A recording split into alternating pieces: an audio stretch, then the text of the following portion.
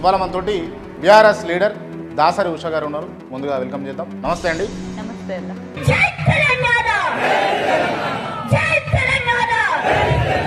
దాసరి ఉష బాగా నటిస్తుంది అని నేను అంట. ఉష నిలబడింది, మేము ఉష నిలబడుతుందన్న నమ్మకంతో మాకు తోచిన సాయం మేము చేసినాం, మళ్ళీ రిటర్న్ చేస్తామని అన్నారు. తీరా చూస్తే ఇల్లుకు తాళం పెట్టున్నది అని అన్నారు. కాదని మీకు బీఆర్ఎస్ పార్టీ టికెట్ ఇస్తుంది భవిష్యత్తులో అనుకుంటారా? టికెట్ ఇచ్చే అంత కెపాసిటీ కూడా నాకు లేకపోతే అసలు నేను నాయకురాలనే కాదు. రేవంత్ రెడ్డికి సంవత్సర కాలం అవుతా ఉంది అధికారంలోకి వచ్చి. వీరి పరిపాలనకు దాసరి ఉష ఎన్ని మార్కులు ఇస్తుంది? నోటికి ఆయన మార్కులు ఎన్ని అంటే ఆ తిట్లు ఆ బూతులు వింటే తెలుస్తుంది ఆయనకి ఎన్ని మార్కులు వచ్చినాయి అని చెప్పేసి. మీకు సెన్స్ ఉంది, మీకు బుద్ధి ఉంది, మీ అంతా చదువుకున్న వాళ్ళనే గవర్నమెంట్ పెద్ద సీట్లో కూర్చోబెట్టిండ్రు. సరే, నేను ఇందాక తప్పు చేసిర్రు అని అన్నా కదా, నీట్గా అడుగుతున్నా నేను. దీన్ని ఏది హార్ట్కి తీసుకోకుండా సమాధానం మాత్రమే చెప్పాను. మీ వల్ల ఎలక్షన్లలో నష్టపోయిన వాళ్ళు ఉన్నారా లేరా? జనాలని సేకరించాలి, లక్షలాది మంది జనాలతోటి కోఆర్డినేషన్ చేయాలి అని అంటే మరి ఖచ్చితంగా బలహీనమైనా కూడా బలంగా ఉంటున్నా మార్చుకుంటున్నా అని చెప్తున్నారు కదా. ఎట్లా ఎలక్షన్లో ఏమైనా ఫ్రాడ్ చేసిరా?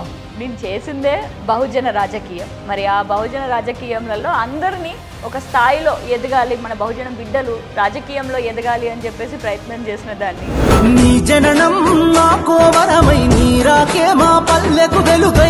కేటీఆర్ గారు జైలుకు పోతుర్రా? కేటీఆర్ అన్నకి అదేం కొత్త ఏం కాదు కదా. తెలంగాణ ఉద్యమంలో పోలేదా వాళ్ళు జైలుకి?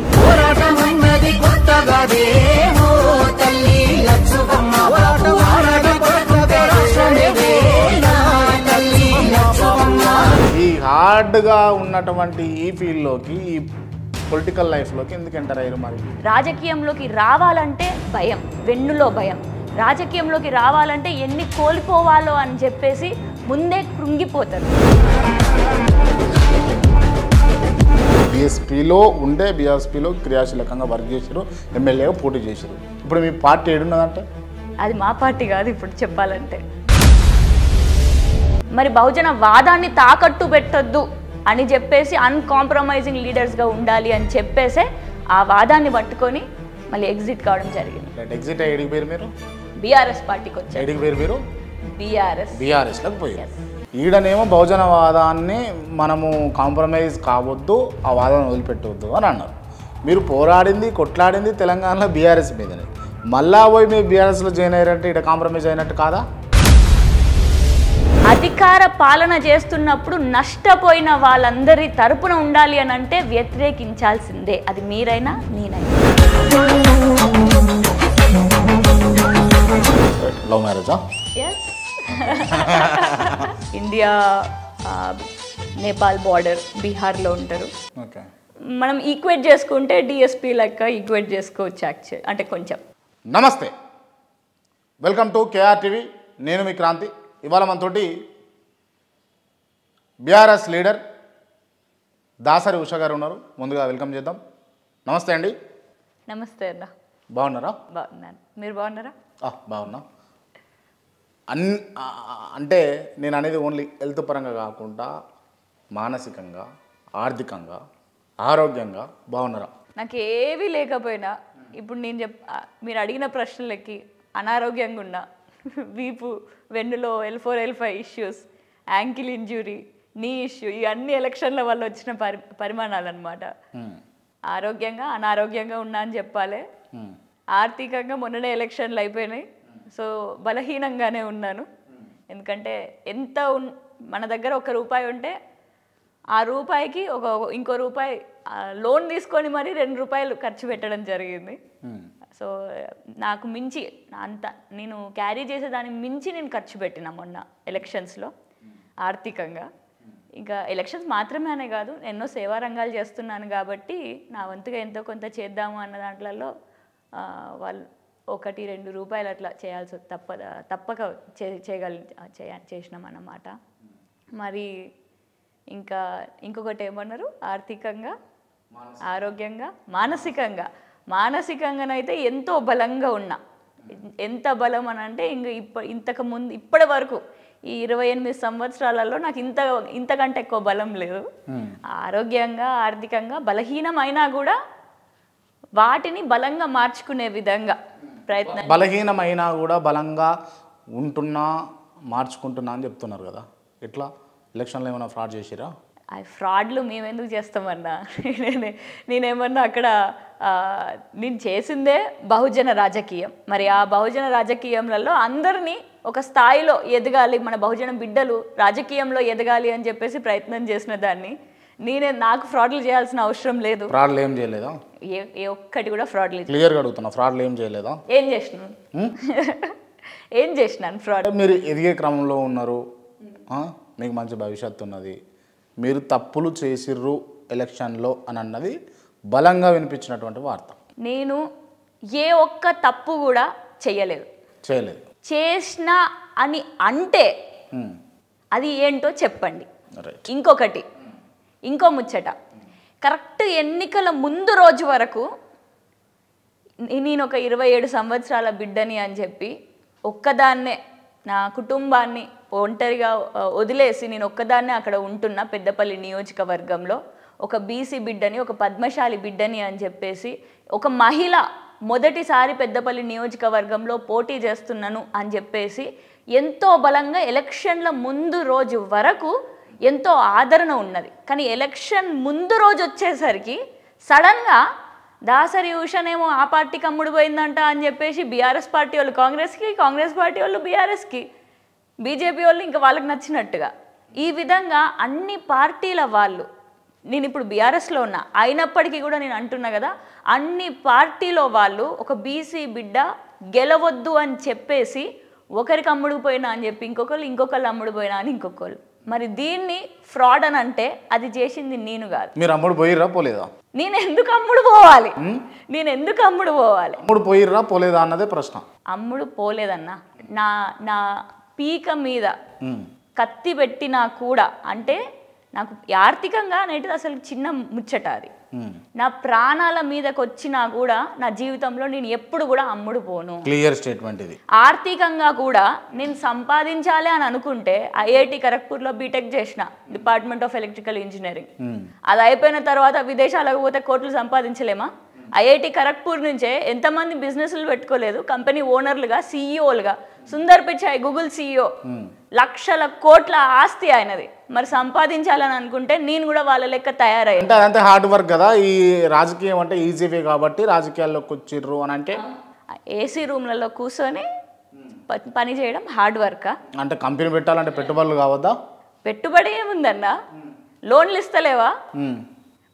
సామర్థ్యం ఉంటే, శక్తి ఉంటే, బలం ఉంటే మనం చేస్తాము అని చెప్పేసి ఆ తప్పన అటువంటి ఈజీ ఫ్యూచర్ కాదని, సరే ఇదే హార్డ్ అనుకుందాం. ఈ హార్డ్గా ఉన్నటువంటి ఈ ఫీల్డ్లోకి, ఈ పొలిటికల్ లైఫ్లోకి ఎందుకు ఎంటర్ అయ్యారు మరి? ఎందుకంటే నేను కాకపోతే ఇంకెవరు? నేడు భారతదేశంలో కావాల్సింది మనకి కంపెనీ ఓనర్లు కాదు, మనకి పైలట్లు కాదు, ఇంజనీర్లు కాదు, డాక్టర్లు కాదు. ఎందుకంటే వాళ్ళందరూ ఉన్నారు. నేను కాకపోతే అవన్నీ అవ్వడానికి చాలామంది ఉన్నారు. కానీ రాజకీయ నాయకులుగా కావడానికి లేరు.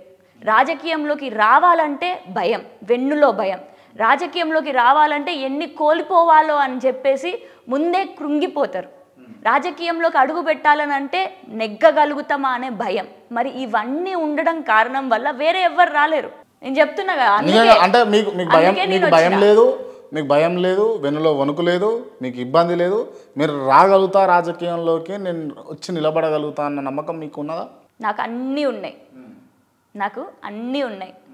అవమానాలు ఎదుర్కోవాలి అని చెప్పేసి తెలుసు, ఎదుర్కోవడానికి కూడా సిద్ధం. భయం ఉంది, నేను చేయగలుగుతానా అనే భయం.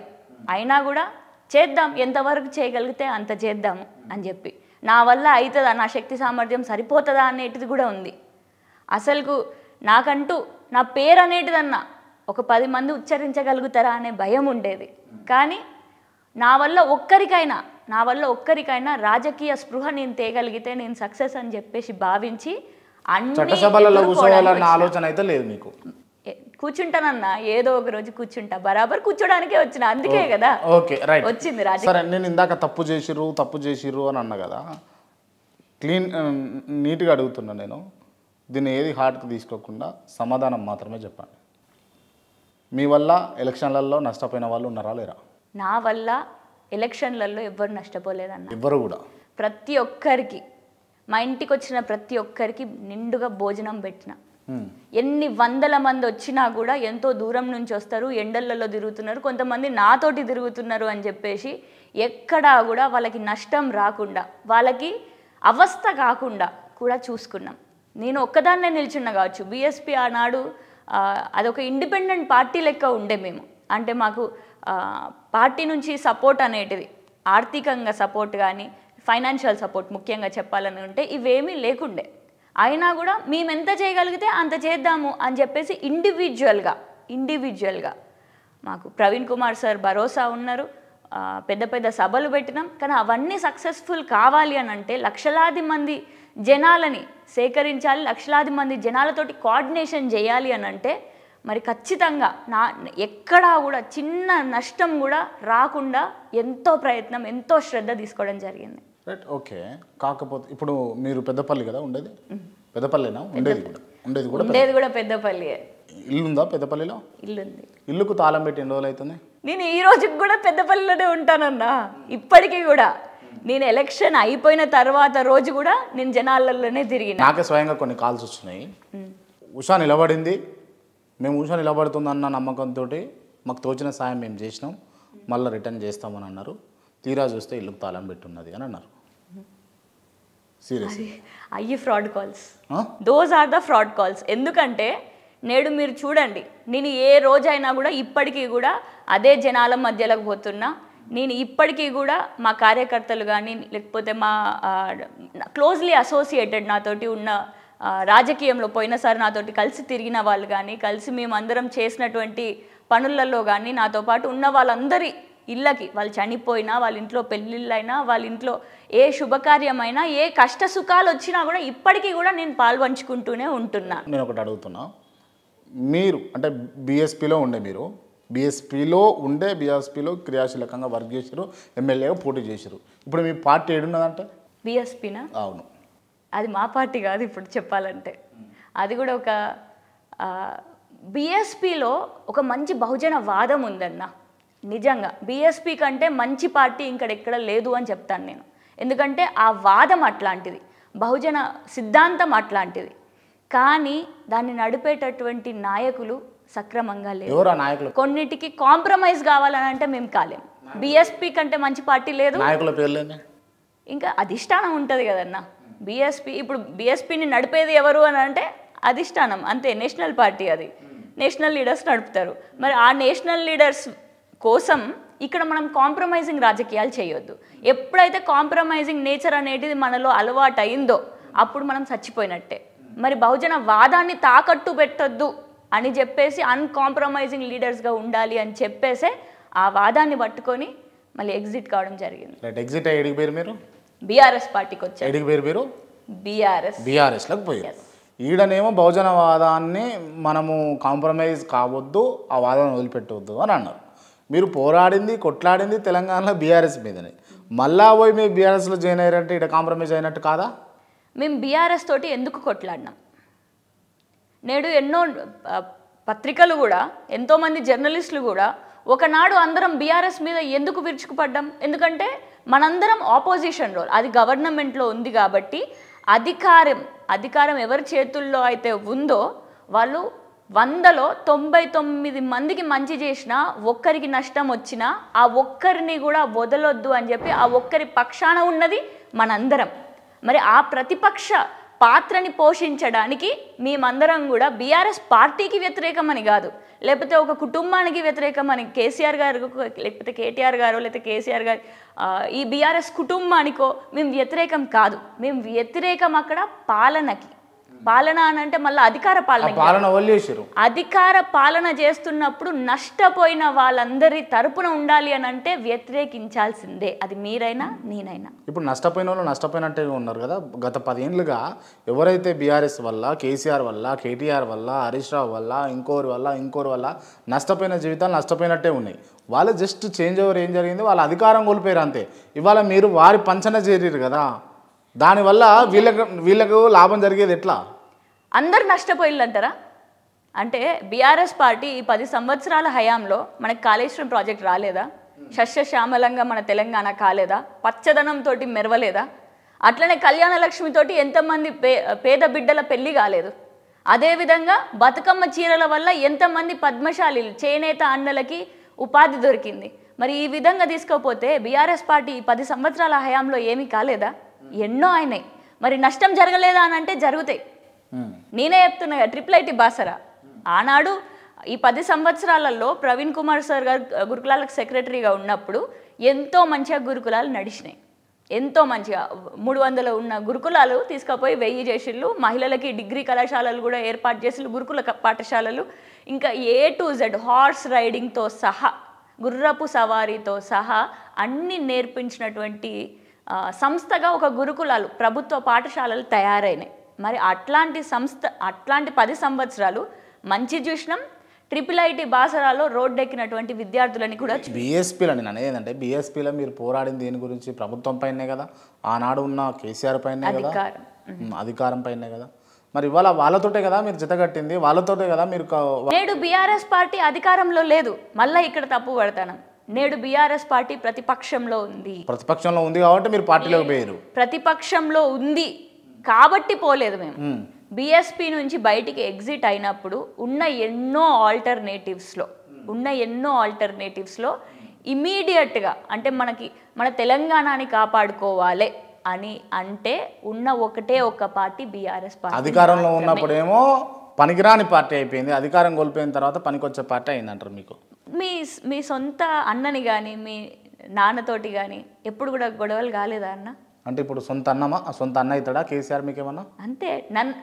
నేను సార్ అని పిలిస్తే, అమ్మ నన్ను సార్ అని పిలువకు, నన్ను అన్న అని పిలువు అని చెప్పేసి ఆప్యాయతోటి పిలువు అని, ఆ పిలుపు అన్న అనే పిలుపు ఆప్యాయతోటి ముడిపడి ఉంటుంది అని చెప్పేసి అన్న అని పిలువు అని చెప్పేసి అన్నారు. మరి నేను చెల్లని కాదా? అంటే ఆ రోజు తిట్టుకొని కొట్టుకొని వీలైతే పోట్లాడినటువంటి మీరు ఇవాళ అన్న చెల్లెలు అక్క తమ్ముళ్ళు అయిపోయారు. చూస్తున్న ప్రజలందరూ కూడా వెడ్డోళ్ళు అయిపోయారు.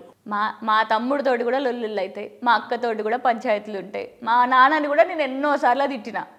అట్లా అని చెప్పేసి కలిసిలేమా వాళ్ళు? ఇప్పుడు ఎక్కడ తిడతారు మీరు? ఇంట్లో తిడతారా బయట తిడతారా? బయటకు వచ్చి తిడతారా? నేను అడిగింది చెప్పండి. ఇంట్లో తిడతారా బయటకు వచ్చి తిడతారా? ఇంట్లోనే కదా తిట్టేది. ఇప్పుడు నేను అది ఇంటికి సంబంధించినటువంటి అంశం. బయటకు వచ్చి ఒక వ్యక్తిని అంటున్నాము అని అంటే అది బహిర్గతం. అది నేను మా నాన్ననే ఇంటర్వ్యూలో ఒకసారి విమర్శించిన. నాకు 18 ఇయర్స్కే నేను కార్ డ్రైవింగ్ నేర్చుకున్న తర్వాత మా తమ్ముడికి కూడా నేనే కార్ డ్రైవింగ్ నేర్పించిన, కానీ నాకు ఎప్పుడు కూడా కార్ ఇవ్వలే ఇండివిజువల్గా.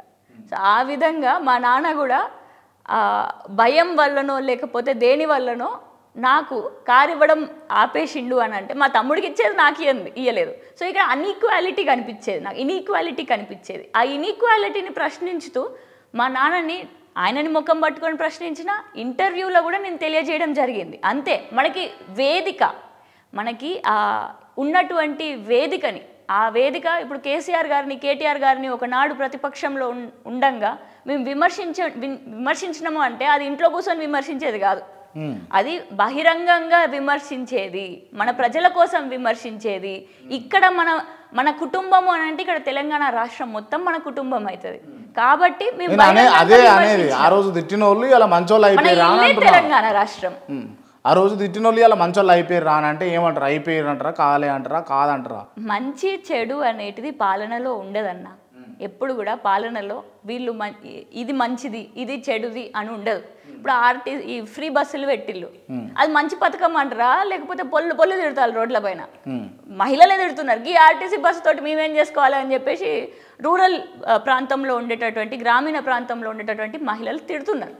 అట్లా అని చెప్పేసి ఆర్టీసీ బస్సు ఇవ్వద్దు, ఆర్టీసీ బస్సు ఒక చెడ్డ పథకం అని చెప్పేసి అది చెడు అని అంటామా? అట్లా కాదు. మంచి జరిగే వాళ్ళకి మంచి జరుగుతుంది, చెడు జరిగే వాళ్ళకి కూడా చెడు జరుగుతుంది అక్కడ.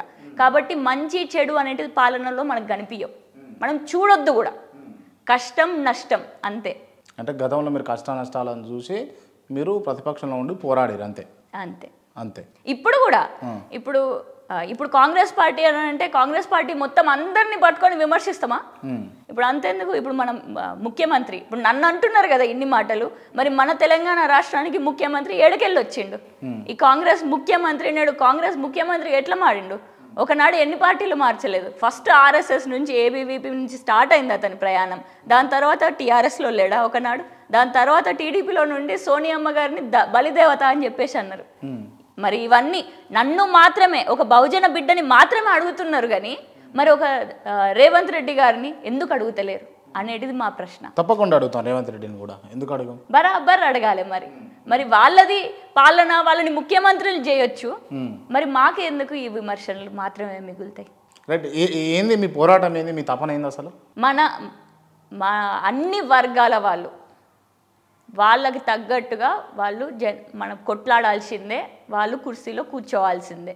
ఒక మహిళగా నేను కూడా ఏదో ఒకనాడు ఆ కుర్చీ మీద కూర్చోవాలి, మహిళలు కూడా కుర్చీ మీద కూర్చోవాల్సిందే. కూర్చునే విధంగా మనం తయారు చేయాలి నాయకులని, ప్రోత్సహించాలి నాయకుల్ని. బహుజన రాజ్యం వస్తుంది, బీసీలు అధికారంలోకి వస్తారు, బీసీ ఎస్సీ ఎస్టీ బిడ్డలు నిజంగా పదవుల మీద కూర్చుంటారు అన్న ఆశ అవునన్నా కాదన్నా ఆర్ఎస్ ప్రవీణ్ కుమార్ కలిగించాడు. దాని తర్వాత కట్ చేస్తే ఎలక్షన్లు అయిపోయిన అనంతరం తీసుకొని పోయి బీఆర్ఎస్ పార్టీలో కలిపేసాడు. మళ్ళీ ఒక బీసీ నాయకుడు తయారైతే ఆ బీసీ నాయకుడిని నమ్మే పరిస్థితి తెలంగాణలో బీసీలకు ఎస్సీలకు ఎస్టీలకు ఉన్నదా? ఎందుకు లేదన్నా, ఉన్నదా? మనం కోరుకునేదే. ఇప్పుడు ఏ పార్టీని చూసినా కూడా రెడ్లు, వెల్మలు, మున్నూరు కాపు బిడ్డలు, కమ్మలు, చౌదరి నాయుడు, అంటే అన్ని స్టేట్స్ మన ఉమ్మడి ఆంధ్రప్రదేశ్ని తీసుకుంటే వీళ్ళు ఉన్నప్పుడు అన్ని పార్టీలలో ఏ పార్టీలలో చూసినా కూడా ఈ వర్గాల వాళ్ళు ఉన్నప్పుడు ఎందుకు మన వర్గాల వాళ్ళు కూడా అన్ని పార్టీలలో ఉండొద్దు? చెప్పాలనంటే ఇది ఓసీ వాళ్ళ తప్పు కాదు, ఈ తప్పు ఎవరిది అని అంటే మనదే. మనమే కొట్లాడతలేం, మనమే కూర్చుంటలేం. నేడు మనం కొట్లాడాలి, మనం కూర్చోవాలి. నేడు బీఎస్పీ నుంచి బీఆర్ఎస్కి వచ్చినానంటే బీఎస్పీలో ఉన్నప్పుడు ఏమన్నా ఖచ్చితంగా బరాబర్ ఎమ్మెల్యేగా అవుతామని అన్నప్పుడు మీరే అడిగినట్టున్నారు, నాకు గుర్తుంది. మీకు ఎమ్మెల్యే టికెట్ ఇస్తారా? ఇవ్వకపోతే ఎట్లా? నేను అవుతానన్నా, బరాబర్ ఎమ్మెల్యేగా పోటీ చేస్తా, అవ్వడో కావడో తర్వాత అవుతానో కానో తర్వాత ముచ్చట పోటీ చేస్తానన్నా. ఇప్పుడు నేను బీఆర్ఎస్లోకి వచ్చిన తర్వాత కూడా నేటికి కూడా నేను అదే అంటున్నా. నేను పెద్దపల్లి నియోజకవర్గంలో ఒక్క ఆడబిడ్డనే ఉంటాను. నేను కూడా అబ్బాయిలతోటి సమానంగా జనరల్లో చేయాలి అని చెప్పేసి 25 కిలోమీటర్లు పాదయాత్ర సంజయ్ అన్న పెడితే కోరుట్లలో నేను కూడా పోయినా 25 కిలోమీటర్లు ఒక్క ఆడబిడ్డనే ఉండే, ఒక్కదాన్ని ఉన్నా కూడా మహిళని ఒక్కదాన్ని నడిచిన 25 కిలోమీటర్లు. ఇట్లా ఒక్కదాన్ని అయినా కూడా ఉంటున్నానంటే ఆ ఒక్కరిగానే మనం ఉంటే ఆ ఒక్కొక్కరు కలిసి ఒక పెద్ద సమూహంగా ఏర్పడేసి మనం అందరికీ ఉంటే అప్పుడు అందరూ మనకి ఉంటారు. మరి ఆ నమ్మకంతో నేడు కుటుంబానికి దూరంగా ఉంటూ ఐఐటి ఖరగ్పూర్లో చదువుకున్న తర్వాత కూడా నేడు పెద్దపల్లిలో నేను అంతే ప్రజలకి తోడుగా ఉండాలి అని చెప్పేసి ఉన్నా. ఇప్పటికీ కూడా నేను ఎమ్మెల్యేగా ఇప్పుడు కూడా మీరు పోటీ చేస్తారు? బరాబర్ చేస్తా, బరాబర్ పోటీ చేస్తారు. బీసీలకు అవకాశాలు రావద్దా? రైట్, రావాలి, నేను కాదంటలేను. మీరు బీఆర్ఎస్ పార్టీలో ఉన్నారు కదా, బీఆర్ఎస్ పార్టీ నుంచి మొన్న పెద్దపల్లి నియోజకవర్గం నుంచి ఎవరు పోటీ చేశారు? దాసరి మనోహర్ రెడ్డి గారు. ఓకే, ఇప్పుడు ఆ పార్టీలో ఉన్నారా తను? అవును. మీరే పార్టీలో ఉన్నారు? నేను కూడా బీఆర్ఎస్లోనే ఉన్నాను. ఇప్పుడు తనను కాదని మీకు బీఆర్ఎస్ పార్టీ టికెట్ ఇస్తుంది భవిష్యత్తులో అనుకుంటారా? ఇచ్చే విధంగా నేను చేసుకోవాలి, ఒక నాయకుల లక్షణం అది. టికెట్ ఇచ్చే అంత కెపాసిటీ కూడా నాకు లేకపోతే అసలు నేను నాయకురాలనే కాదు. సో టికెట్ ఇచ్చే అంత స్టామినా అంటే దాసరి మనోహర్ రెడ్డి గారు, నాతోటి బీఆర్ఎస్ నాయకులు, నాకంటే ఇంకా మాజీ ఎమ్మెల్యే వర్యులు, ఆయనని కాదనుకుంటూ లేకపోతే ఆయన కానీ ఇంకా వేరే నాయకులు కానీ ఇంకెవ్వరు ఉన్నా కూడా వాళ్ళందరిని కాకుండా నాకు ఇవ్వడానికి గల్ల కొన్ని లక్షణాలు నాలో పెంపొందించుకోవాలి. అంటే ప్రజలకి నా వల్ల నిజంగా వాళ్ళ జీవితాలు, పెద్దపల్లి మారుతుంది, పెద్దపల్లిలో జీవితాలు మారుతాయి, నిజంగా పెద్దపల్లిని అక్కడ చిత్రపటంలో పెట్టొచ్చు, అక్కడ ప్రపంచ పటంలో పెట్టొచ్చు అనే నమ్మకాన్ని తెప్పించినప్పుడు నా ప్రజలే నాకు ఇప్పిస్తారు టికెట్, ఇంకెవరో కాదు. అంటే రావాలి అని అంటే డబ్బులు కావాలి, సామాజిక వర్గం చూస్తారు, మళ్ళీ తర్వాత అసమానతలు చూస్తారు, ఎట్లా పోరాడుతావు ఎట్లా కొట్లాడుతావు అన్నది చూస్తారు. చాలా ఈక్వేషన్స్ ఉంటాయి కదా. ఒక పార్టీ టికెట్ ఇవ్వాలి అని అంటే అది ప్రతిపక్షంలో ఉన్నటువంటి పార్టీ. వాళ్ళందరినీ కలుపుకుంటే అయిపోలు. ఇప్పుడు పైసలని అంటున్నారు కదా, పెద్దపల్లి నియోజకవర్గంలో పైసలు లేవా? ప్రతి ఒక్కరి కుటుంబం దగ్గర ఉన్నాయి. పైసలు కావాలి అని అంటే వాళ్ళ పైసలు వాళ్ళు పెట్టుకుంటే అయిపోదా? మరి ఆ విధంగా మనం తయారు చేయాలి కదా. ఎవరి కుటుంబానికి వాళ్ళ కుటుంబమే పైసలు పెట్టుకోమని చేసే విధంగా, అంటే వాళ్ళు ఎలక్షన్కి వస్తే వాళ్ళు మనతో పాటు క్యాంపెయిన్లో పాల్గొంటే వాళ్ళకి భోజనం పెట్టడం కానీ, చార్జెస్ ఆటో ట్రావెలింగ్కి కానీ అయ్యి సంపాదించుకునే విధంగా, వాళ్ళ కుటుంబం నుంచే వాళ్ళు పెట్టుకునే విధంగా మనం చేయగలిగితే, వాళ్ళ కుటుంబం నుంచే మేము పెట్టుకుంటే మా జీవితాలు మారుతాయి అనే నమ్మకాన్ని, అయితే నమ్మకం అని ఇవ్వాలి, లేకపోతే సామర్థ్యం అన్నీ ఇవ్వాలి. వాళ్ళు ఖర్చు చేసే అంతటువంటి శక్తిని అన్నీ ఇవ్వాలి, లేకపోతే వాళ్ళు నమ్మకంతో మేము ఫ్యూచర్లో మాది మారుతుంది అప్పన్నా చేసి మేము పెట్టుకొని మేము గెలిపించుకుంటాం అనే నమ్మకాన్ని అన్నీ ఇవ్వాలి. మరి ఆ రెండు ఇచ్చినప్పుడు బరాబర్ చేయగలుగుతాం. కాబట్టి ఈ పైసలు, ఈ మరి కులబలం ఇవన్నీ అవసరం లేని, ఎందుకంటే అన్ని జనబలం ముందు ఇవే బలం పనికిరాదు. రైట్, ఓకే ఉషా గారు, ఈ అంశాలు కొంచెం సేపు పక్కన పెడితే మళ్ళీ చాలా అంశాలు అడిగేది ఉంది, అది చివరిలో అడుగుతాం మిమ్మల్ని, పర్సనల్ క్వశ్చన్స్. రైట్, ఇప్పుడు పొలిటికల్ సినారియో చూస్తే కనుక రేవంత్ రెడ్డికి సంవత్సర కాలం అవుతా ఉన్నది అధికారంలోకి వచ్చి. వీరి పరిపాలనకు దాసరి ఉష ఎన్ని మార్కులు ఇస్తుంది? 100కి అది నేను వేసేటిది కాదు, ప్రజలే తిట్లతోటి మాటలు వేస్తున్నారు. ఆయన మార్కులు ఎన్ని అంటే ఆ తిట్లు, ఆ బూతులు వింటే తెలుస్తుంది ఆయనకి ఎన్ని మార్కులు వచ్చినాయి అని చెప్పేసి. లగచర్ల ఆయన చేత్తోటి ఆయన కొడంగల్ జిల్లాలోనే ఏర్పాటు చేద్దామని అనుకున్నారు ఫార్మాసిటీ. దానికి మొత్తం ఊరు మొత్తం కూడా రివర్స్ అయిపోయేసరికి బీఆర్ఎస్ పార్టీ కూడా దీన్ని తీసుకొని పోయి నేషనల్ ఎస్టీ కమిషన్కి తీసుకొని రిప్రజెంట్ చేస్తే ఆనాడు ఏమన్నారు, మీరు ఢిల్లీకే కాదు చంద్రమండలానికి పోయినా కూడా ఆపేదే లేదు, ఆగేదే లేదు, తగ్గేదే లేదని అన్నాడు. ఇప్పుడు ఏమైంది? బ్యాక్ తీసుకున్నారా? తీసుకోలేదా? అది ఫార్మాసిటీ అవుతుందా? అయితే లేదు. అట్లనే ఎన్ని ఉన్నాయి. ఇప్పుడు గురుకులాలలో 50 మంది పిల్లలు ఫుడ్ పాయిజనింగ్ తోటి ఆత్మహత్యలు చేసుకొని, పాము కాటు వల్ల ఇట్లా వివిధ కారణాలతోటి చచ్చిపోతుంది. దాని వెనుక ఆర్ఎస్ ప్రవీణ్ కుమార్ ఉన్నారు అని చెప్పేసి ఒక మంత్రి గారు అన్నారు. ఆ కొండక్కని అనడానికి నాకు అసలు మాటలు కూడా రావట్లేదు. ఇంకా అదే ఒక పెద్ద మాట. తనని అన్ని కొండ మాటలు చెప్తున్నారు. అసలు మాటలేనా? ఒక మంత్రి పదవిలో ఉండి మాట్లాడాల్సిన మాటలు అవన్నీ. ఆమె ఏమంటున్నారు, ఈ సీతక్క గారేమో ఫోటోలు దిగుతుంది మంచిగానే, అన్నిటికీ పబ్లిసిటీ కోసం మంచిగా అన్ని వీడియోలు ఫోటోలు మంచి కవరేజ్ ఉంటుంది. మరి నేడు ప్రవీణ్ కుమార్ సార్ దిక్కు ఏళ్ళు చూపేటప్పుడు ఫోటోలు లేవా? రికార్డ్ లేదా?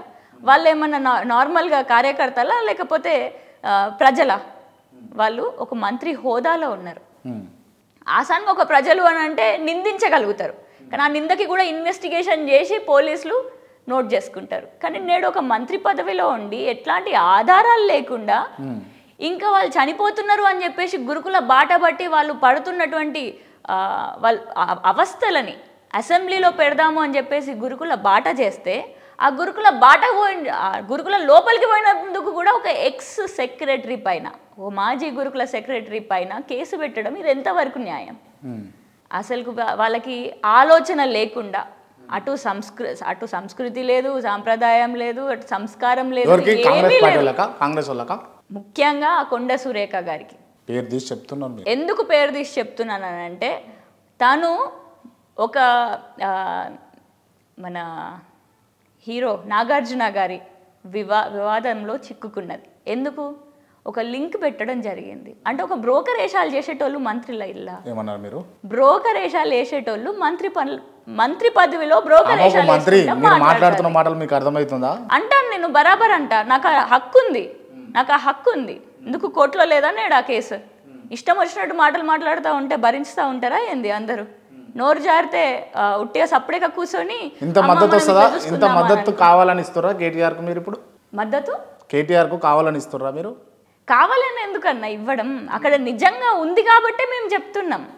ఇప్పుడు నిజంగా ఉంది కాబట్టే మాకు ఆ ఆవేదన ఉంది. ఆ ఆవేశం ఎందుకు వస్తుంది మాకు?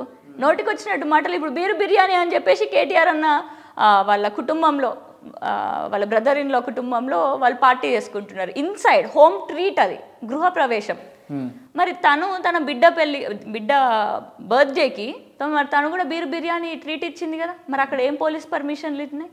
ఇక్కడేమో బిర్యానీలు దొరికినందుకేమో ఇటు కేటీఆర్ అన్నని జైలు వేసేయాలి, ఎప్పుడు పడితే అప్పుడు దొరకబట్టి జైలు ఎత్తామన్నట్టు ఇటు గాలింపులు జరుగుతాయి. మరి వీళ్ళేమో వీడియో కాల్ పట్టుకొని ఇంకో అమ్మ మీకు బిర్యానీ ఫుల్ అరేంజ్ చేసినాం మస్తు చేసుకోండి అని అంటారు. అసలు బిర్యానీ ఫంక్షన్లు చేసే బర్త్డే పార్టీలు కొండ సురేఖ అక్క చేస్తే అసలు అక్క అనడం అనేది తీసేయాలి అక్కడి నుంచి. ఇటు డాక్టర్ ఆర్ఎస్ ప్రవీణ్ కుమార్ గారు ఆయన బర్త్డే రోజు రక్తదానం చేసి అసలు ఏం పోలిక వాళ్ళిద్దరి మధ్యలో. తినేమో గొడ్డలు పట్టుకోవాలి, కత్తులు పట్టుకోవాలి అని చెప్పేసి ఇట్లా మాట్లాడుతుంది. గన్నులు పట్టుకోవాలి అని రౌడీజం బుద్ధులు ఎక్కడున్నాయి? ఒక పోలీస్ ఆఫీసర్, ఆ పోలీస్ ఆఫీసర్ తర్వాత గురుకుల పాఠశాలల్లో వచ్చిన తర్వాత కత్తులు పట్టే చేత కోడింగ్లు నేర్పించాలి, మన వాళ్ళు కంపెనీ ఓనర్లు కావాలి అని చెప్పే ప్రవీణ్ కుమార్ సార్ అసలు ఇద్దరికి ఎంత తేడా ఉన్నదో మనం వీటిలోనే అర్థం చేసుకోగలుగుతాం. అక్క అని పిలవకపోతే నా మర్యాద తగ్గుతుందేమో అని అనిపిస్తుంది, అందుకని అక్క అని అంటానా. లేకపోతే అసలు నాకు అక్క అని చెప్పేసి అనాలే అని చెప్పేసి నోట్లోకి వెళ్ళి నాకు రావట్లేదు. కానీ నాది పరువు తగ్గుతుంది. అంటే నాకున్న ఒక చదువుకున్న బిడ్డగా నేను అట్లా అనలేకపోతున్నా. ఏకవచనంతో మాట్లాడలేకపోతున్నారు అంతేనా? అంతే. Okay right. బీఆర్ఎస్ పార్టీలో మీరు ఎవరి వర్గం? వర్గం ఏమి ఉండదన్నా, నేను ప్రజల వర్గమే. ప్రజల వర్గమే బరాబర్. బీఆర్ఎస్ పార్టీలో మీరు ఎవరి వర్గం? నేను ఎవ్వరి వర్గం ఉండనన్నా. ఎవరి వర్గం ఉండరు. నేను ప్రజలతోటే ప్రజల వర్గంగానే ఉంటాను. ఎందుకంటే నేను పోరాటం చేసి క్లియర్ కదా, ఒక వర్గం తోటి కాదు. దాసర్ ఉషా క్లియర్ అయింది. ఏ నాయకులతోటి నేను రాజకీయానికి వచ్చింది ప్రజలకి మేలు కావాలని, కానీ రాజకీయ నాయకులకి వెనకాల చెంచాలు చేయడానికి కాదు. Right clear. Okay. RS Praveen Kumar గారు కనుక బీఆర్ఎస్ పార్టీని వదిలి ఏ ఇతర పార్టీకి పోయినా దాసరి ఉషా పోతుందా పోదా? Say yes or no only. అంటే ఎందుకు పోతున్నారు? పోతే ఇఫ్ ఇన్ కేస్ ఫ్యూచర్లో నేను ఎందుకు పోవాలి? పోతారా పోరా అన్నది ప్రశ్న. నేను ఎందుకు పోవాలి? మీరు పోతారా పోరా? ప్రవీణ్ గారు వేరే పార్టీలోకి పోయారు, మీరు తన వెంట వేరే పార్టీ ఎందుకు పోవాలి? ఎందుకంటే బీఎస్పీ నుంచి బీజేపీలోకి బీఆర్ఎస్లోకి వచ్చినప్పుడు, బీఎస్పీ నుంచి బీఆర్ఎస్లోకి వచ్చినప్పుడు మీరు కూడా బీఆర్ఎస్లోకి వచ్చారు కాబట్టి ఫ్యూచర్లో తన పార్టీ మారితే మీరు కూడా మారుతారా అని చెప్పేసి నేను మిమ్మల్ని అడుగుతున్నాను. నేను బీఎస్పీ నుంచి బీఆర్ఎస్లోకి రావడానికి గల కారణం ఏంటంటే ప్రవీణ్ కుమార్ సార్ గారిని అక్కడ బీఆర్ఎస్ను బీఎస్పీ ఒప్పందం జరిగింది, ప్రీపోల్ అలయన్స్ జరిగింది. ఆ ప్రీపోల్ అలయన్స్ జరిగింది అని చెప్పేసి అందరికీ తెలుసు. ఒక ఎంపీని పంపించారు సెంట్రల్ నుంచి నేషనల్ పార్టీ నుంచి ఒక ఎంపీ వచ్చి రాయబారాలు చేసి అన్నీ అయిపోయిన తర్వాత పోస్ట్ కూడా చేసిన తర్వాత బీజేపీ ఇక్కడికి వచ్చిన తర్వాత ఓపెన్గా ఇంకా రద్దు చేసుకోండి అలయన్స్ అని చెప్పేసి మాకు తెలిసింది. మరి రద్దు చేసుకోండి అలయన్స్ అని చెప్పిన తర్వాత ఉంటామా? కలిసి ఉండగలుగుతామా పార్టీలో? అందుకని చెప్పి ఎగ్జిట్ అయినాం. కలిసి ఎగ్జిట్ అయినామని అంటే అక్కడ కలిసి కారణాలు ఉన్నాయి కాబట్టి, ఆ కారణాలు ఉన్నాయి కాబట్టే మేము కలిసి ఎగ్జిట్ అయినాం. రైట్. ఓకే. ఎగ్జిట్ అయ్యారు, బీఆర్ఎస్లోకి వచ్చారు, ఇదంతా విషయం పక్కన పెడితే నేను పోతారా అని అడిగిన అంతే. నాకు తెలియదన్నా, ఎందుకంటే అక్కడున్న పరిస్థితులను అన్నీ గమనించుకోవాలి. ఫస్ట్ మొదటిది అది. రెండోది అన్నీ నాకు తెలుసు అని చెప్పేశాను ఇప్పుడు. ఎందుకంటే నేను ఎవరికైనా కూడా రాజకీయంలో ఒకనాడు అసలుకు టెక్నాలజీ లేదు. టెక్నాలజీ నేను ఒకటే అడుగుతున్నా, ప్రవీణ్ సార్ కనుక పార్టీ వదిలేసిపోతే మీరు ప్రవీణ్ సార్ వెంట పోతారా? నాకు తెలీదు ఇంకా ఎందుకంటే ఇంకా ఎక్స్ప్లోర్ చేస్తున్నాం. మనకి ఎన్ని ఈ రాజకీయాన్ని ఎక్స్ప్లోర్ చేస్తున్నా, ప్రతిరోజు ఈ వ్యవస్థని ఎక్స్ప్లోర్ చేస్తున్నా, ఈ సమాజాన్ని ఎక్స్ప్లోర్ చేస్తున్నా, ఈ రాజకీయ పార్టీలని, నాయకులని, వాళ్ళ మధ్యలో ఉండేటటువంటి ఒక పొలిటికల్ సినారియోస్ని ఎక్స్ప్లోర్ చేస్తున్నప్పుడు నేను ఎలాంటి డెసిషన్ తీసుకుంటున్నా అని చెప్పి ఆ సిచ్యువేషన్ ఎదురైతే కానీ నేను చెప్పలేనటువంటి ప్రశ్న ఇది. కేటీఆర్ గారు జైలుకు పోతుర్రా? కేటీఆర్ కంటే ముందు రేవంత్ రెడ్డి గారు పోవాలనుకుంటా. కేటీఆర్ అన్న కంటే ముందు. ఎందుకంటే ఆయన బ్యాగ్లతోటి మరి బ్యాగులు ఎన్నో ట్రాన్సాక్షన్లు జరిగినాయి, అవన్నీ కూడా పట్టుబడ్డాడు రెడ్ హ్యాండెడ్గా. పట్టుబడిన వ్యక్తి పోతారు కానీ అసలు కేటీఆర్ అన్న ఎందుకు పోవాలి? కేటీఆర్ అన్న పోవడానికి అసలు రీజన్ ఏంటిది? పంపుదామని పోవడానికి కూడా రెడీగా ఉన్నారు, పంపితే పోవడానికి కూడా కేటీఆర్ రెడీగా ఉన్నాడు. కేటీఆర్ అన్నకి అదేం కొత్త ఏం కాదు కదా, తెలంగాణ ఉద్యమంలో పోలేదా వాళ్ళు జైలుకి? మనం అందరం చూడలేదా పేపర్లలో?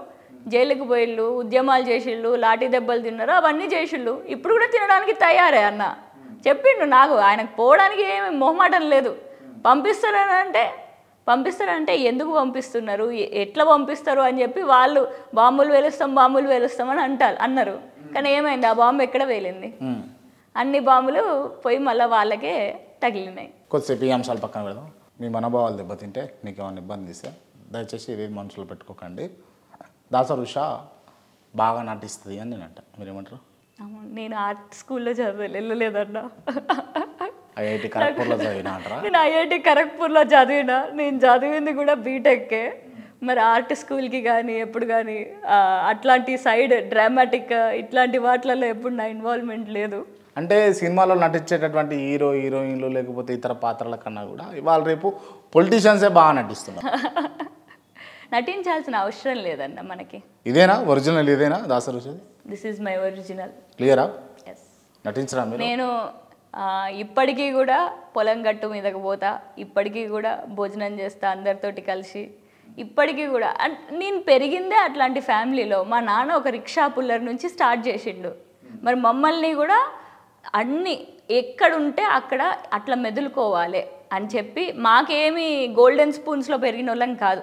మేము కూడా అదే మట్టిలో పెరిగిన బిడ్డలమే మేము కూడా. సో ఆ మట్టిలో పెరిగే మేము ఈ విధంగా అయినాం కాబట్టి మేము అదే మట్టికి గౌరవం ఇస్తూ అది అందరితోటి కలిసిమెలిసి ఉండేవాళ్ళం. ఇప్పుడు పూర్తి స్థాయి రాజకీయాలే చేస్తారా మీరు? ఫుల్ టైం పొలిటీషియనా మీరు? ఫుల్ టైం పొలిటీషియన్ అండ్ సేవా కార్యక్రమాలు కూడా చేస్తూ ఉంటాం. సేవా కార్యక్రమాలు ఎట్లా మీకు అంటే ఫండింగ్ ఎట్లా, అమౌంట్ ఎట్లా, అంటే రావడానికి పోవడానికి ఉండడానికి? సావిత్రిబాయి సంఘం అని చెప్పేసి ఒకటి స్టార్ట్ చేశాము. ఆ ఎలక్షన్ల తర్వాతనే. మరి మహిళలందరికీ ఉపాధి కావాలి. ఇప్పుడు రాజకీయంగా ఎంతనన్నా చేస్తామన్నా, రాజకీయంగా ఆ లొల్లి పెట్టుకోవడమా, ఈ లొల్లి పెట్టుకోవడమా, లేకపోతే ప్రశ్నించడమా, లేకపోతే ఒక ప్రత్యేక గుర్తింపు తెప్పించడమా, ఇవన్నీ కూడా చేసేటివి ఉంటాయి. అది రాజకీయ కోణం. కానీ రాజకీయంగా కాకుండా ఎవరు మనం అని అన్నప్పుడు మనకి ఏం కావాలి? మా నియోజకవర్గంలోనే ఇప్పుడు దాసరి మనోహర్ రెడ్డి గారు ఎమ్మెల్యేగా చేశారు ఇంతకుముందు బీఆర్ఎస్ నుంచే. ఇప్పుడు విజయరమణారావు గారు ఎమ్మెల్యేగా ఉన్నారు కాంగ్రెస్ పార్టీ నుంచి. ఇంకా వీళ్ళకంటే ముందు కూడా ఇంకా చాలామంది ఎమ్మెల్యేలు ఉన్నారు. కానీ ఏదైనా మారిందా అని అన్నప్పుడు నాకు పెద్దగా మారిందని అనిపించలేదు. నాకు కాదు, ఎంతోమందికి కూడా. ఇప్పుడు విజయరమణారావు గారు ఎమ్మెల్యేగా ఉన్నారు, మరి కాంగ్రెస్ పార్టీ నుంచి ఎమ్మెల్యేగా ఉన్నారు. ఆయన కాకుండా ఇంకా ఎవరున్నా కూడా ఏదైనా పెద్దగా మారేదా అని అంటే దాసర్ ఉషా మారుతుంది అని అంటారు, అంతేనా? మనం ఏదన్నా మార్చాలి అని చెప్పే మొదలు చేసింది సావిత్రిబాయి సంఘం. ఈ సావిత్రిబాయి సంఘంతో మహిళలందరినీ కూడా ఏకం చేస్తూ వాళ్ళ కాళ్ళ మీద వాళ్ళు సొంతంగా నిల్చోవాలి అని చెప్పి, ఉపాధి అవకాశాలు కల్పించాలి అని చెప్పే మేము ఎంతో కష్టపడుతున్నాం. మరొక మహిళలని ఆంటర్ప్రనర్స్గా చేయడానికి, చిన్న చిన్న కుటీర పరిశ్రమలు పెట్టడానికే నేడు పెద్దపల్లిని మేము సిద్ధం చేస్తున్నాం. సో ఆర్థికంగా అనంటే ఇప్పటి వరకు నేను చెప్పాను కదా, నాకు మా నాన్ననే నాకు ఎంతో బలం. మా కుటుంబమే ఇప్పటి వరకు వాళ్ళు రూపాయి పోగు చేసి ఆ రూపాయితోటి సేవా కార్యక్రమాలు చేసే, 10 రూపాయలు సేవా కార్యక్రమాలు చేసేది, 10 రూపాయలు పోగు చేసి ఇంకా పెద్దగా ఎట్లా చేయాలి బిజినెస్ని అని చెప్పేసి ఆలోచించేవాళ్ళు. మరి నేను కూడా ఆ విధంగా ఆ పోగు చేసిన దాంట్లో నుంచి నేడు రాజకీయంగా మన వాళ్ళు ఉండాలి అని చెప్పేసి మా నాన్న నేను చేసే ఎఫర్ట్స్ని చూసి నాకు కూడా ఒక రూపాయి అందించడం జరుగుతుంది. కానీ ఎన్ని రోజులని ఉంటాం ఆ విధంగా? అందుకనే ఈ కుటీర పరిశ్రమలలో నేను కూడా భాగం తీసుకోవాలి అని చెప్పేసి నేను కూడా ప్రయత్నం చేస్తున్నా వాళ్ళతో పాటు. ఎంత ఉంటుంది మీ నాన్నగారు ఆస్తి? ఆస్తియా? ఒక ఇల్లు ఉంది, ఒక 30 ఎకరాల భూమి ఉంది నాన్నకి, ఇంకా బిజినెస్ నడుపుతున్నారు, అంతే. ఇంకా ఇది ఆర్థికంగా ఇవి ఉంటే, ఆర్థికంగా కాని ఆస్తులు ఇంకెన్నో ఉన్నాయి. మా నాన్న మాకు ఇచ్చిన ధైర్యం మాకు ఆస్తి. మా నాన్నకి మేము ఎంత ధైర్యంగా ఎంత బలంగా ఉంటే ఆయనకి కూడా మమ్మల్ని చూసి ఆ బలం వస్తుంది. చూడండి, నేను ఎలక్షన్లో పోటీ చేసినప్పుడు నాకు జ్వరం వచ్చింది, సెలైన్లు ఎక్కించుకుంటున్న రాత్రి, పొద్దుననేమో మళ్ళీ క్యాంపెయినింగ్కి వెళ్తాను 7 గంటలకు లేసి, మళ్ళీ రాత్రి వచ్చిన తర్వాత మళ్ళీ ఇండివిజువల్గా అందరితోటి మాట్లాడేటప్పుడు సెలైన్లు ఎక్కించుకుంటా. ఈ అన్నీ చూసిన తర్వాత మా నాన్న నన్ను చూసి నన్ను గర్వంగా ఫీల్ అయ్యారు. అంటే నేను కూడా మా నాన్నకి ఆస్తి అని అనిపించింది అనమాట. It was a proud moment, నేను ఎప్పుడు మర్చిపోను నా జీవితంలో. ఇంకా దానికి మించి ఇంకా మా నాన్నని ఇంకా ప్రౌడ్గా ఫీల్ చేయించాలి. ఎందుకంటే నన్ను పెంచింది పెద్ద చేసింది మా అమ్మ నాన్న కాబట్టి మా అమ్మ నాన్నలు గర్వంగా చూడాలి, నేను నన్ను చూసి వాళ్ళు గర్వంగా ఫీల్ అవ్వాలి అని చెప్పేసి అనుకుంటా. సో ఈ ఆస్తి ఇంకా ఎక్కువ ఇచ్చారు మాకు. మరి పెళ్ళి ఎప్పుడు? పెళ్ళి వచ్చే సంవత్సరం చేసుకుంటా కావచ్చు. పోయిన ఫిబ్రవరిలో ఎంగేజ్మెంట్ అయ్యేది, ఒక చిన్న వాళ్ళ ఇంట్లో ఒకరు చనిపోవడం వల్ల పోస్ట్ పోన్ అయిందనమాట. అబ్బాయి కూడా ఎమ్మెల్యేనా? అబ్బాయి MLA he's an assistant commandant in SSB Sashastra Seema Bal. India Nepal border బీహార్లో ఉంటారు. సో అసిస్టెంట్ కమాండెంట్ అంటే స్టేట్ సెంట్రల్ పోలీస్. యాక్చువల్లీ మనం ఈక్వేట్ చేసుకుంటే DSP లెక్క ఈక్వేట్ చేసుకోవచ్చు యాక్చువల్, అంటే కొంచెం not on same par. Central పోలీసే, మళ్ళీ స్టేట్ పోలీసే కాబట్టి మంచి cadre. Group A officer. Love మ్యారేజా? ఎస్. ఎవరు చెప్పలేదు ఇంతవరకు. లవ్ మ్యారేజ్ కాకపోతే దొరుకుతారా అని డౌట్ ఉంటుంది నాకే. ఎందుకంటే అంత బోల్డ్ ఉమెన్ని సమాజం కోసం పరితపిస్తూ సమాజం కోసం వెనకాల వెళ్తే మరి కుటుంబాన్ని ఎవరు చూసుకుంటారు అని చెప్పేసి చాలా ఏమంటారు, చాలా క్వశ్చన్ మార్క్స్ ఉండేటి. కానీ లవ్ మ్యారేజ్ యాక్చువల్లీ. ఐఐటి ఖరగ్పూర్లోనేనా? లేదు, మా అక్క వాళ్ళ మా అక్క వాళ్ళతో పాటు జూనియర్, మా అక్క జూనియర్ IIT ధన్బాద్లో చదువుకున్నాడు. చదువుకొని తర్వాత మేము ఢిల్లీలో సివిల్ సర్వీసెస్ ఆస్పిరెంట్స్ ఇద్దరం. సో అక్కడ పరిచయం అయినాం. లైబ్రరీ మేట్స్ ఇద్దరం. మాకు ఒక గ్రూప్ ఉండేదన్నమాట, group of some people. So మేము అందరం కలిసి చదువుకునేటోళ్ళం. ఇప్పుడు అందరు IAS IPS ఆఫీసర్లు అయిపోయారు మంచిగా. నేను ఒక్కదాన్ని రాజకీయాల్లోకి వచ్చిన. అంటే బాగా అనిపిస్తుందా నిజంగా? వాళ్ళందరూ కూడా IAS IPSలు అయిపోయారు నా తోటోళ్ళు, నేను ఇంకా ఇక్కడ ఆగిపోయినాను ఇప్పుడు బాగా? లేదు, ప్రౌడ్గా ఫీల్ అవుతాను. ఎందుకంటే వాళ్ళు ఫోన్ చేసి మాట్లాడుతారు, వాళ్ళందరూ నాకు ఫోన్ చేసి వీఆర్ వెరీ హ్యాపీ అని అన్నారు. అంటే ఒక్కరైనా ఈ మార్గానికి వచ్చినందుకు చాలా ప్రౌడ్గా ఫీల్ అవుతున్నాం. సపోర్ట్ వస్తుందా? ఫైనాన్షియల్ సపోర్ట్ ఏమన్నా? మోరల్ సపోర్ట్ ఏనా? ఓన్లీ ఫైనాన్షియల్ సపోర్ట్ కూడా చేస్తారు నాకు కావాలి అని. అంటే ఎలక్షన్స్లో కూడా ఎంతోమంది, నాట్ ఓన్లీ నా ఫ్రెండ్స్ చేశారు చాలామంది. నా నియోజకవర్గంలో ఏ విధంగానైతే ఇంటింటికి సేకరించాను రూపాయి, అదేవిధంగా అవుట్ సైడ్ వేరే స్టేట్స్ నుంచి కూడా, మహారాష్ట్ర నుంచి, గుజరాత్ నుంచి కొంతమంది ట్రైన్లో వచ్చి నాకు 10,000 రూపీస్ 5,000 రూపీస్ ఇచ్చేసి వెళ్ళిపోవడం జరిగింది. సేమ్ అట్లనే నా ఫ్రెండ్స్ కూడా ఎంతోమంది ఇప్పటికీ కూడా, అంతెందుకు ఇప్పటికీ కూడా, మొన్న కూడా నేను ఒక ఇండియన్ స్కూల్ ఆఫ్ డెమోక్రసీ అని చెప్పేసి ఒక NGO మన దేశంలో ఉందన్నమాట. సో ఆ NGOలో నేను పార్టిసిపేట్ చేయడానికి నా మీద ఒక 2 లక్షల ఖర్చు చేస్తుంది ఆ NGO. సో అది రేస్ చేసి మళ్ళీ తిరిగి వాళ్ళకి ఇద్దాం, నా మీద ఖర్చు చేస్తుంది కాబట్టి నా బాధ్యతగా నేను ఇవ్వాలి. కాబట్టి నేను దానికోసం కూడా ఫండ్స్ రేస్ చేస్తే నా ఫ్రెండ్స్ అందరు USలో ఉన్న వాళ్ళు, ఇక్కడ ఉన్న వాళ్ళు, కంపెనీస్లో IT కంపెనీస్లో వర్క్ చేస్తున్న వాళ్ళు, ఈ విధంగా డిపార్ట్మెంట్లో ఉన్న వాళ్ళు, పబ్లిక్ సెక్టార్లో ఉన్న వాళ్ళందరూ వాళ్ళకి తోచినంత నాకు సహాయం చేయడం జరిగింది. సో ఈ విధంగా ప్రతిసారి నన్ను సపోర్ట్ చేసుకుంటూ ఉండాలి ఒకరు చదువుకున్న వాళ్ళు. They want me to see as a politician, as a political leader. ఒక ఎమ్మెల్యేగానో ఒక స్థాయి చట్టసభల్లో ఉండాలి అన్నట్టు, అసెంబ్లీలన పార్లమెంట్లన ఎక్కడైనా కానీ చట్టసభల్లో ఉండాలి అని చెప్పేసి వాళ్ళందరి కోరిక కూడా అదే. నాకు అప్పుడప్పుడు కొంచెం నీరసంగా అయిపోతాను కావచ్చు, కానీ ఇమీడియట్గా వాళ్ళ నుంచి ఒక్క ఫోన్ కాల్ వచ్చిన వెంటనే మళ్ళీ పరిగెత్తుతాను.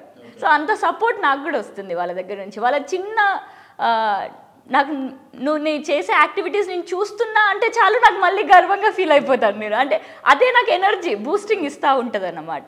ప్రజలు కూడా ఇప్పుడు ఎవరికైనా నేను ఎప్పుడైనా నా వల్ల సహాయం జరిగితే వాళ్ళు ఎప్పుడైనా పెద్దపల్లికి వచ్చినప్పుడు మా ఇంటికి వస్తారు, అక్క ఇట్లా చేసిళ్ళక్క దానివల్ల నేను 120 మెంబర్స్కి నేను డేటా సైన్స్ కోచింగ్ పెట్టానన్నమాట పెద్దపల్లి నియోజకవర్గంలో.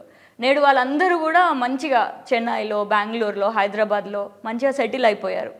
10,000 రూపీస్ పర్ మంత్ కూడా దొరకడం కష్టమయ్యే వాళ్ళు, అంటే కష్టమయ్యే టైంలో నేను ఆ విధంగా డేటా సైన్స్ ప్రోగ్రామ్ పెట్టడం వల్ల నేడు ఒక 5 లక్షలు 6 లక్షలు ఇనీషియల్గా ప్యాకేజ్ వచ్చింది. ఇప్పుడు అది 1 ఇయర్ తర్వాత కంపెనీ చేంజ్ అవ్వడం వల్ల 8 lakhs, 10 lakhs, 12 lakhs అట్లా చాలామంది పర్ మంత్ ఇప్పుడు 50,000, 60,000, 1 lakh వరకు సంపాదిస్తున్నారు మా పెద్దపల్లి నియోజకవర్గంలో వాళ్ళు. సో అవన్నీ నాకు ప్రౌడ్ మూమెంట్స్ చెప్పాలని. అంటే వాళ్ళు మళ్ళీ నాకు ఎక్కడైనా కలిసినప్పుడు, ఇక్కడే కాదు, నేను ఢిల్లీకి వెళ్ళాను లాస్ట్ టైం ఢిల్లీకి వెళ్ళినప్పుడు వాళ్ళు గుర్తుపట్టి నన్ను ఎక్కడ ఎయిర్పోర్ట్లో గుర్తుపట్టి, ఒకసారి మెట్రోలో గుర్తుపట్టారు నన్ను. ఇక్కడ నేను హైదరాబాద్కి వచ్చినప్పుడు ఒకసారి ఫారం మాల్కి పోయాను. అక్కడ నా ఫోన్కి పైన స్క్రీన్ గార్డ్ చేంజ్ చేస్తారు కదా, స్క్రీన్ గార్డ్, అది చేంజ్ చేసేట ఆయన నాకు నేను మిమ్మల్ని చూస్తూ ఉంటాను, you are doing a great work అని అన్నప్పుడు. సో ఇవన్నీ కూడా నాకు ఇంకా నన్ను ముందుకు తీసుకొని వెళ్తాయి. ఆ చిన్న చిన్న compliments they stay with me for ever. ఇప్పుడు కూడా నాకు గుర్తుంది అని అంటే ఆలోచించండి ఎంత మెమరబుల్ మూమెంట్స్ అవన్నీ ఈ ఫీల్డ్లో కాకుండా ఇంకే ఫీల్డ్లో ఉన్నా వచ్చేటి కాదు కావచ్చు. ఓకే, మరి పెళ్లి తర్వాత ఇక్కడనే ఉంటారా, అటు వెళ్ళిపోతారా? పెద్దపల్లి పెళ్ళికి రాజకీయానికి సంబంధం లేదు. మరి ఆయన ఇటు వస్తాడా మీ సార్? అది అతి ఇష్టం కానీ రావాల్సిందే, ఇంకేముంటుంది ఆప్షన్. సో అతన్ని కూడా యాక్చువల్లీ బీహార్ బార్డర్లో ఉంటారు కాబట్టి వాళ్ళకి ఒక సంవత్సరానికి ఒక లిమిటెడ్ డేస్ ఉంటాయి అన్నమాట, 70 to 80 days లీవ్ ఉంటాయి. సో ఆ టైంలో ఇక్కడికి వస్తారు అంతే. రాజకీయం వాళ్ళది పబ్లిక్ లైఫ్, వాళ్ళకు పోలీస్ ఆఫీసర్ అంటే ఆ లైఫ్ తెలుసు మీకు, రాజకీయం పొలిటికల్ లైఫ్ ఈ లైఫ్ కూడా తెలుసు. కానీ ప్రజలకి చేద్దాము అని అనుకున్నప్పుడు కొన్ని త్యాగాలు. సపోర్ట్ చేస్తున్నారా మరి మీకు? చాలా సపోర్ట్ చేస్తారు. నా ఫ్యామిలీ మొత్తం కూడా నన్ను సపోర్ట్ చేస్తారు చాలా. అసలు నాకు ఆభరణం లెక్క నా ఫ్యామిలీనే అనిపిస్తుంది. వాళ్ళ వల్లనే నేను సంతోషంగా, ఒంటరిగా ఉన్నా కూడా నాకు ఒంటరిగా అనిపించదు అనడానికి కారణం వీళ్ళందరే. Right, okay. ఆభరణం అన్నారు కాబట్టి తీస్తున్నా. అంటే జనరల్గా విమెన్స్కి ఉన్నటువంటి, అంటే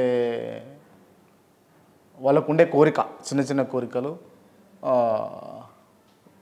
డ్రెస్సింగ్ పైన కావచ్చు, జ్యువెలరీ పైన కూడా ఇన్వెస్ట్ చేస్తారు, పెడతారు. అవి వాళ్ళకు ఉంటేనే బాగుంటుందని హ్యాపీగా ఫీల్ అవుతారు. అవన్నీ వదిలేసి ఎందుకు ఈ తెల్ల బట్టలు వేసుకొని ఉంటారు మీరు అని అంటే? నేను ఇప్పుడే కాదన్నా, నాది ఇంతకు ముందు లైఫ్ స్టైల్ కూడా నేను చెప్పిన కదా, మట్టిలో పుట్టిన బిడ్డని నేను. సో ఇప్పుడు కూడా నాకు టైం ఉండదు, నాకు బేసికల్లీ వాటి గురించి ఆలోచించడానికి. టైం ఉంటే మనం ఫస్ట్ బేసికల్గా నా దగ్గర టైం లేదు. నాకున్న టైం మొత్తం కూడా ప్రజాక్షేత్రంలో పెడుతున్నాను కాబట్టి ఆ ఆలోచనలు కూడా నాకు ఎప్పుడు రాలే. ఇంతకు ముందు కూడా నేను జనరల్లీ అంత పెద్ద ఇంట్రెస్ట్ లేవన్నమాట. ఏదో ఒక దానికి నేను ఇన్క్లైన్ అయ్యి ఉంటా. నేను బీటెక్ చదివేటప్పుడు కూడా నాకున్న హాలిడేస్ టైంలో, సమ్మర్ వెకేషన్లో, వింటర్ వెకేషన్లో ఏదో ఒక దగ్గర ఇంటర్న్షిప్ చేసేదాన్ని, ఉద్యోగం. ఇంటర్న్షిప్ చేసుకుంటే ఆ 1-2 monthsని కూడా అసలు ఆ ఉద్యోగం ఏం చేస్తారు అని చెప్పి పిప్పి తీసుకునేదాన్ని అనమాట. మరి చేయాలా, ఇది ఇంట్రెస్ట్ ఉందా నాకు అని చెప్పేసి విశ్లేషించేదాన్ని, ఏ విధంగా చేయాలి అని అనుకున్నాను. సో టైం నేను బేసికల్లీ ఈ క్షేత్రంలో పెడతాను, ఇంకా మిగిలిన వాటికి అందుకనే నా మైండ్ వెళ్ళదు కావచ్చు. Thank you so much. Thank you అన్న. అంటే ప్రొఫెషన్ పరంగా నా ముందున్నటువంటి వ్యక్తి ఎవరైనా సరే నిక్కచ్చుగా అడగాల్సిందే కాబట్టి నేను చాలా ప్రశ్నలు మిమ్మల్ని అడిగినా. కానీ ఈ ఇంటర్వ్యూ కొంచెం పక్కా జరిగి మనం మాట్లాడుకుంటే కనుక రియల్గా ఒక తెలంగాణ బిడ్డ అయ్యండి, అందులో మహిళ అయ్యండి, మీరు ఇంత స్పోర్టివ్గా రాజకీయాలు చేస్తున్నందుకు, రాజకీయాల్లో ఉండాలన్న ఆలోచన అంత గట్టిగా బలంగా తీసుకున్నందుకు really hats off to you. ఖచ్చితంగా మీరు ఏదో ఒక రోజు సక్సెస్ కావాలి, ఒక బహుజన బిడ్డగా నా మనస్ఫూర్తి కోరుకుంటున్నాను. థ్యాంక్ యూ అన్న. Thank you so much. జై భీమ్, జై ఫులే, జై తెలంగాణ. రైట్, ఇంటర్వ్యూ క్లోజ్ చేసే ముందు కొంతమంది పేర్లు చెప్తా, వాళ్ళకి సంబంధించి ఓన్లీ 1 word ఆన్సర్ ఇవ్వాలి. ముందుగా KCR, first chief minister of Telangana. Revanth Reddy, circus, ఇప్పుడు ఒక సర్కస్ లెక్క నడిపిస్తున్నారు. Konda Surekha, కొండక్క, RS Praveen Kumar, he's my God father. KT Ramarao అన్న, and also working president of Telangana. Kalvakuntla Kavitha, she is a fighter really. Harish Rao అన్న is a people person. Balka Suman, that youth fire. Bandi Sanjay, మతాల మధ్యలో చిచ్చు పెట్టేటటువంటి నాయకుడు. డాక్టర్ సంజయ్ అన్న చాలా his very ground to earth personality. Raghunandan Rao, debatable person, debate మంచిగా ఇవ్వగలిగే person. Mayawati, she still the 4 times CM of Uttar Pradesh. Mamata Banerjee, women power కనిపిస్తుంది తనలో. కాన్షీరామ్, కాంశీరామ్ భగవాన్ హే. అంబేద్కర్, అంబేద్కర్ ఇప్పుడు లైఫ్ మనందరికీ నేడు లైఫ్ ఇచ్చిందంటే Ambedkar. Seethakka, photography. Komatireddy Venkatareddy, he's fighting for his own post. ముఖ్యమంత్రి పదవుల కోసం, మంత్రుల పదవుల కోసం ఫైట్ చేసుకుంటూ ఉంటారు. కోమటిరెడ్డి రాజగోపాల్ రెడ్డి, ఆయనకి నల్గొండని మొత్తం కూడా వాళ్ళ గుప్పెట్లో ఉంచుకోవాలని అనుకుంటారు ప్రతిసారి. Modi, Modi his artist. రాహుల్ గాంధీ, మరి ఆయన యూత్ అనే అంటున్నారు అందరూ. అంటే ఆయన 50 years వచ్చిన యూతే, 60 years వచ్చిన యూతే. So when he will turn old అనేది తెలియదు నాకు. అమిత్ షా, బీజేపీ ఆయన చేతుల్లోనే ఉంటుంది అనిపిస్తుంది. Dasari Usha, women empowerment. క్రాంతి. స్వయం కృషి. Thank you so much. Thank you అన్న. Thank you.